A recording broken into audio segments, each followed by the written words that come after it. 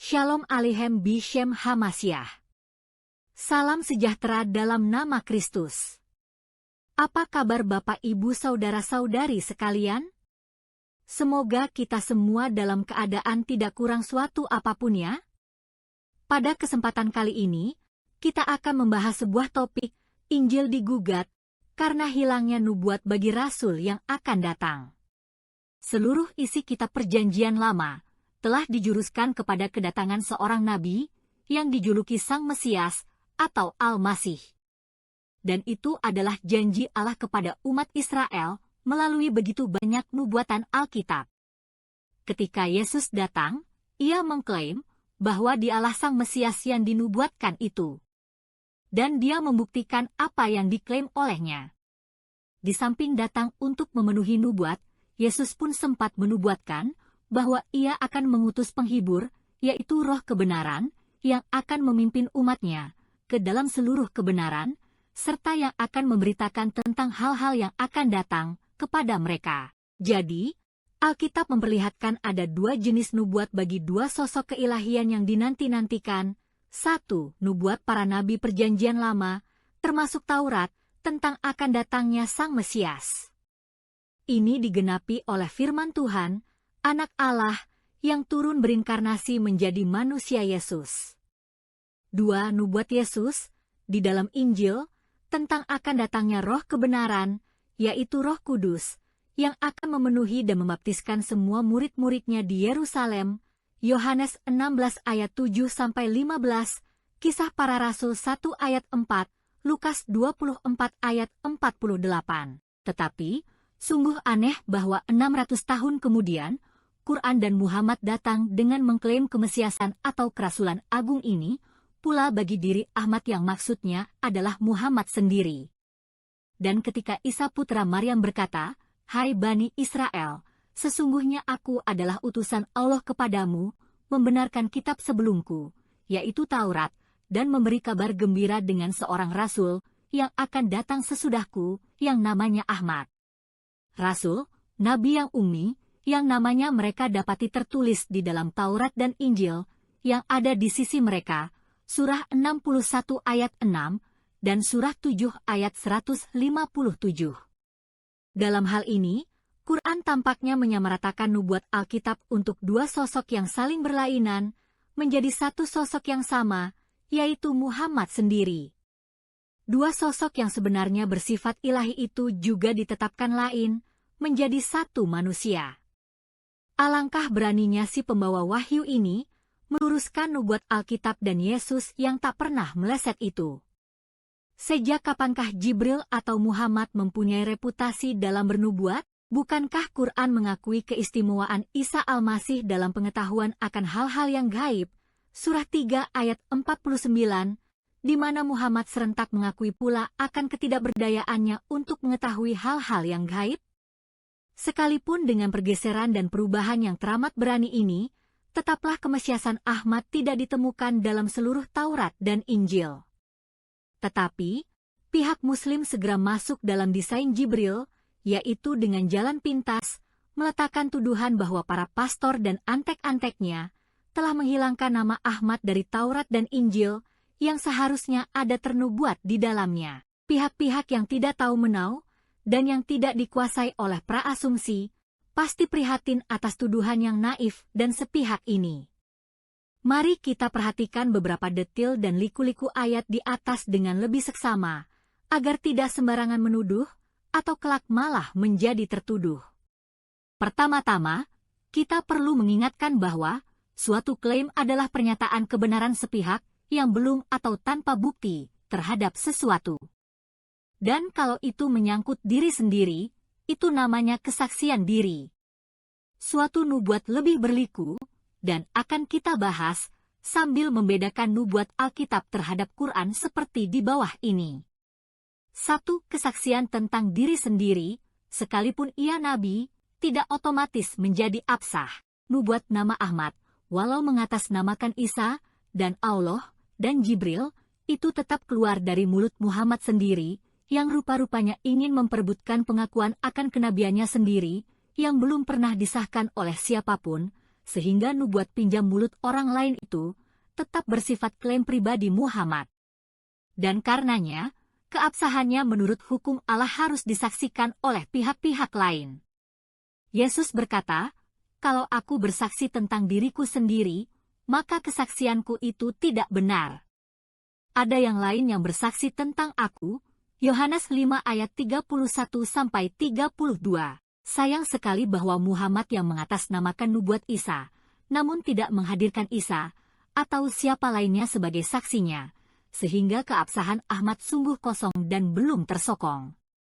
Sebaliknya, ketika Yesus berkata, "Musa telah menulis tentang aku," Yohanes 5 ayat 46, Yesus dengan otoritasnya sungguh mendatangkan Musa dan Elia untuk berbincang-bincang dengan dia di atas sebuah gunung. Dan ini disaksikan lagi oleh 3 orang muridnya, Lukas 9 ayat 28-36. 2. Nubuat harus mengungkapkan ciri-ciri dan keterangan tentang yang dinubuatkan. Amat banyak nubuatan-nubuatan yang disampaikan Tuhan di dalam Alkitab kepada manusia dengan beberapa maksud. 1. Untuk memperlihatkan betapa maha tahu Allah akan masa depan dan karenanya bisa diandalkan. 2. Betapa kuasanya dalam mengontrol sejarah kehidupan. 3. Agar manusia dapat menemukan Tuhan yang benar lewat nubuat yang bisa dicari dan diverifikasi oleh manusia. Jadi, nubuat Allah sebenarnya tidak cukup berisikan sekedar satu nama sebutan manusia, tanpa ciri kuat yang memadai untuk menemukannya. Ummi, buta hurufnya Muhammad, sempat didalilkan sebagai ciri, tetapi tentu bukan ciri yang berarti jikalau mayoritas komunitasnya sendiri justru ummi. Ciri yang diajukan Allah ini justru terkesan kehabisan ciri. Bandingkan dengan ciri Isa Al-Masih yang dilahirkan oleh seorang perawan. Bagaimanapun nubuat Ahmad dimaksudkan untuk menjadi kabar gembira bagi seluruh bangsa, maka tidak ada alasan sama sekali bagi Allah untuk tidak mempersiapkan ciri kuat, sehingga mempersulit pencaharian sosok Ahmad dalam kitabnya.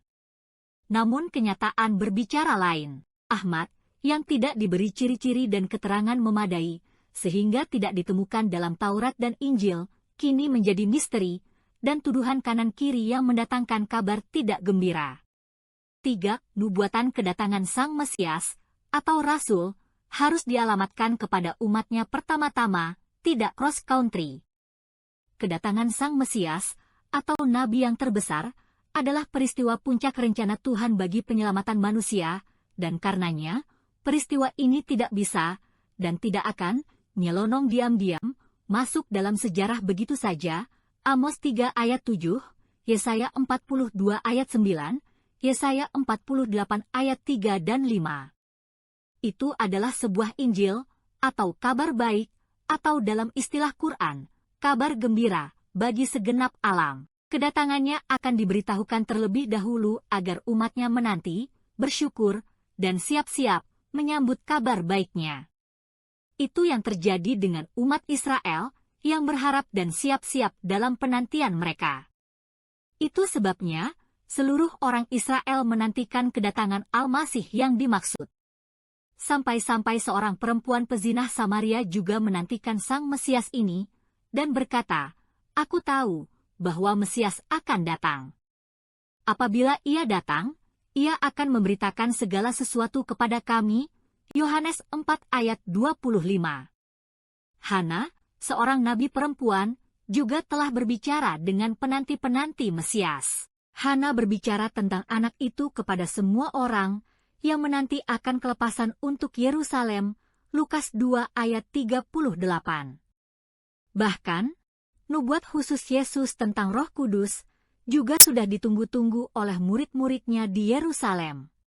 Maka tidak ada keraguan bahwa kabar gembira tentang datangnya Rasul Ahmad tentu harus ditujukan utamanya kepada umat dari kaum Ahmad itu pula.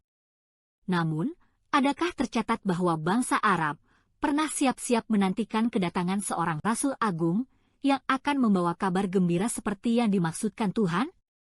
Bila tidak ada, jelas bahwa Tuhan memang tidak pernah mewahyukan kedatangan Ahmad kepada umat Arab yang seharusnya dipersiapkan untuk menyongsongnya. Jadi, Jelas sekali Ahmad itu dimunculkan setelah ada fakta, bukan sebelumnya, sehingga terbukti dia itu bukan sebuah nubuat, melainkan klaim pribadi Muhammad memperebutkan pengakuan kenabiannya.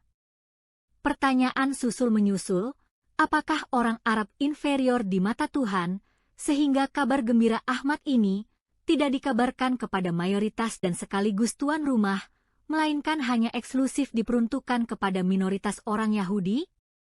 Dan kenapa harus lewat mulut Isa, yang tidak tahu menau tentang Arab? Dan tidak menegaskan atau mengkonfirmasi ciri Arabianya, kecuali Ummi, bukankah lebih pas dan relevan bila Tuhan meminjam mulut Nabi Ibrahim dan Ismail untuk menubuatkan Ahmad ini, misalnya, semata-mata karena Ibrahim, katanya, telah berkali-kali pergi ke Mekah, menjumpai Ismail, bahkan mendirikan Baitullah di sana?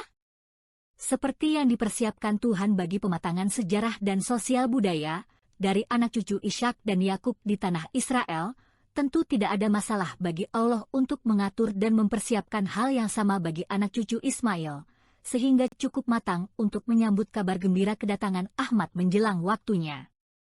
4.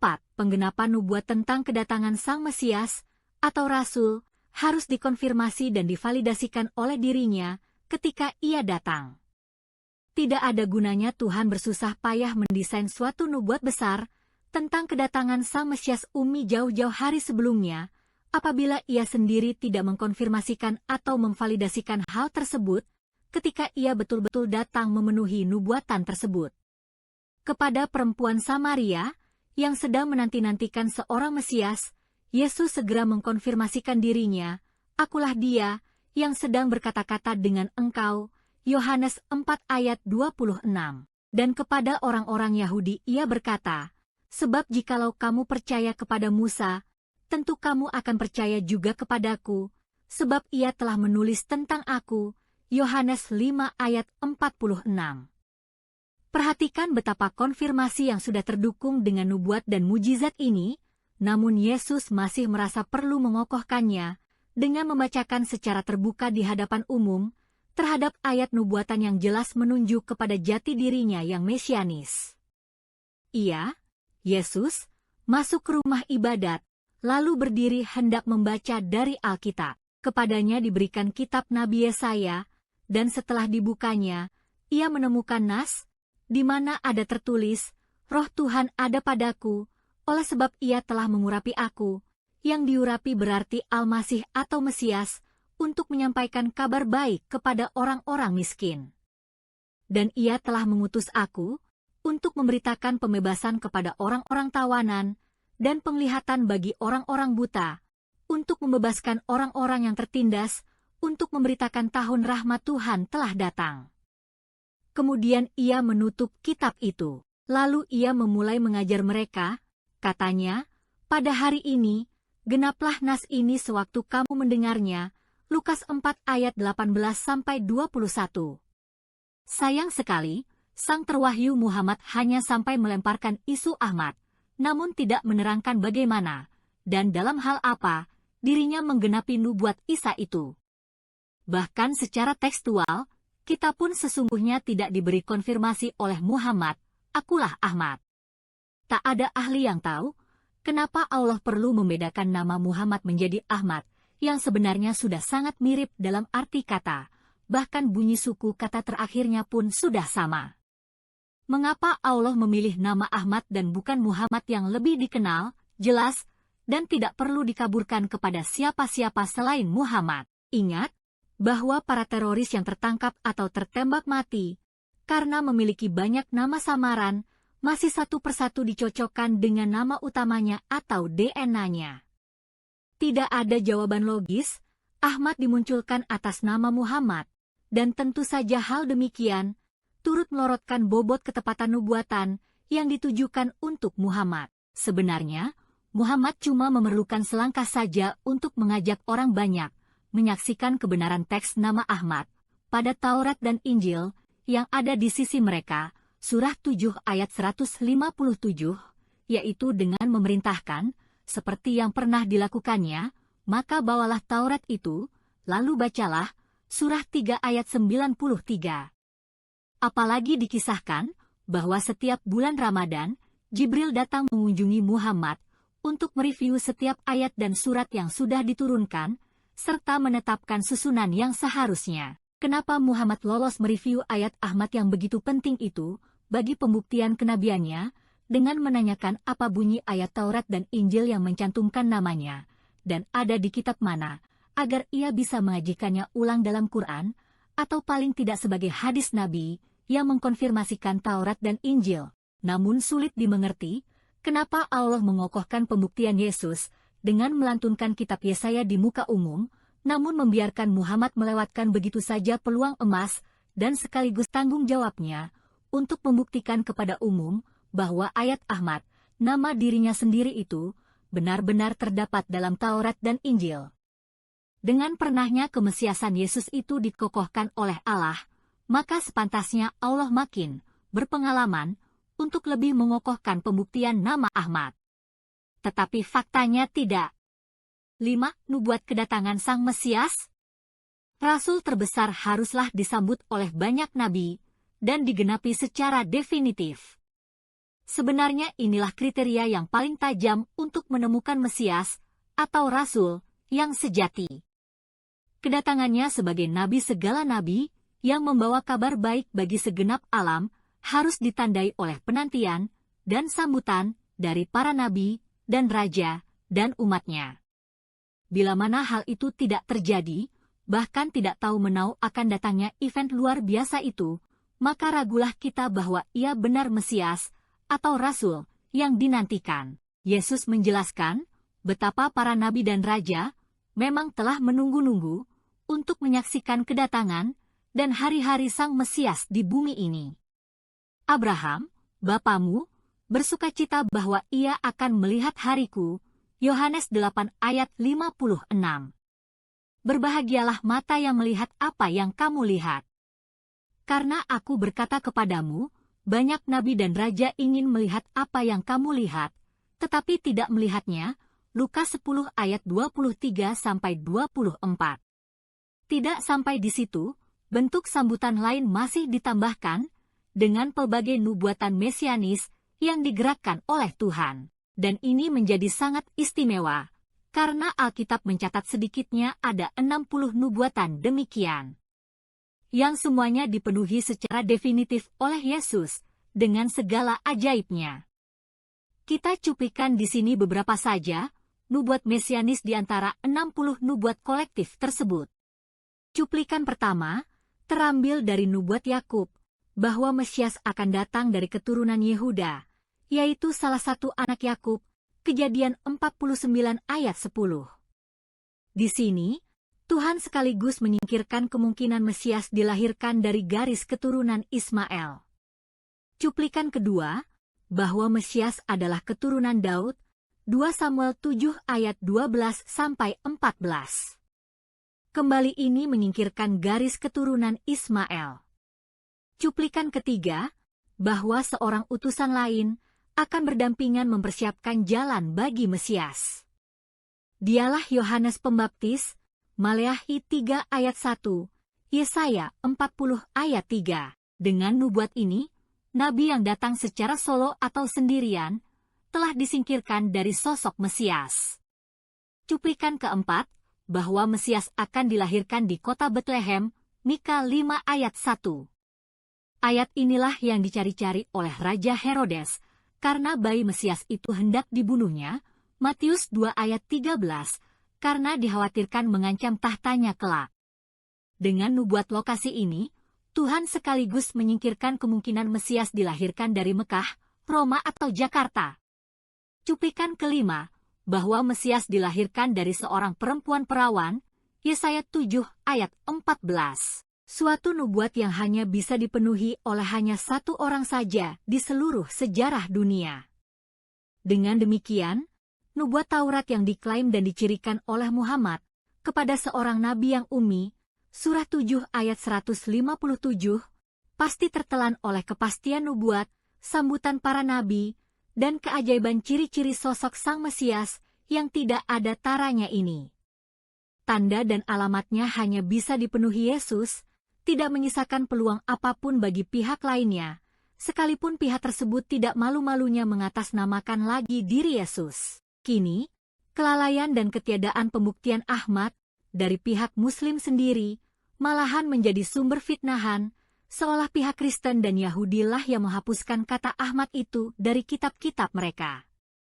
Kapan Yahudi bisa bersekongkol dengan Kristen untuk duduk semeja, mengatur kesepakatan untuk merubah kitab suci mereka masing-masing dalam menghadapi Islam?